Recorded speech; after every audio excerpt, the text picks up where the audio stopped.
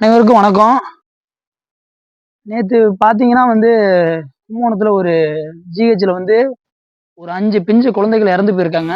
இது தொடர்ந்து ஒரு 5 நாளா நடந்திருக்கு. பார்த்தீங்கன்னா, நானும் அங்க தான் இருந்தேன். எனக்கு அடிபட்டுருக்கு. அங்க தான் சேர்த்துருந்தாங்க. அங்க தான் இருக்கேன். இல்ல சாலை மறியல் போராட்டம்லாம் நடந்துச்சு. தொடர்ந்து 5 பிஞ்சு குழந்தைகள் இறந்துருக்காங்க. இதுக்கு என்ன காரணம் பார்த்தீங்கன்னா, நிரந்தர வேலையும் வாங்கிட்டு, சம்பளமும் கூட வாங்கிட்டு, தன்னோட வேலையை சரியா செய்யாத மருத்துவர்களோட அலட்சியத்தால தான் இந்த 5 பிஞ்சு குழந்தைகளோட உயிர் இறந்து போயிருக்கு. எதுக்கு சொல்றேன்னு பார்த்தீங்கன்னா, நானும் அங்கே தான் அடிபட்டு என்னையும் அங்கே தான் அட்மிஷனில் சேர்த்துருந்தாங்க. ஒரு சரியான இது வரைக்கும் மருத்துவரால் ஒரு சரியான கவனிப்பே அங்கே கிடையாது.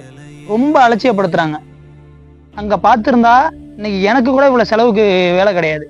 கிட்டத்தட்ட 50,000 எனக்கு மிச்சம். அது ஏதோ என் கஷ்டத்தை நான் தீர்த்திருப்பேன். எனக்கு இவ்வளோ செலவு கிடையாது. அதனால தான் நான் பிரைவேட்டில் பார்க்குறேன் முடியாமல். அந்த மாதிரி அவ்வளோ அலட்சியமாக வேலை பார்க்குறாங்க.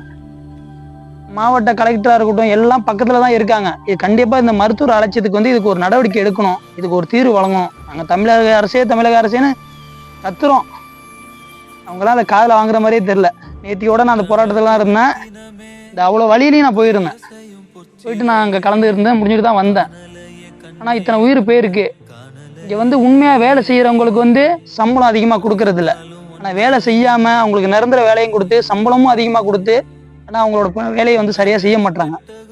உண்மையாக கஷ்டப்படுறவங்களுக்கு வேலை கொடுக்கணும், தூய்மை பணியாளர்களுக்கு வேலை கொடுக்கணும். இதை தமிழக அரசானது ஒரு நடவடிக்கை எடுக்கணும். இந்த குழந்தைகளுக்கு தீர்வு வேணும். இது கும்பகோணத்தில் இந்த சம்பவம் நடந்திருக்கு. தொடர்ந்து நம்ம வீடியோவை ஷேர் பண்ணுங்கள். நன்றி.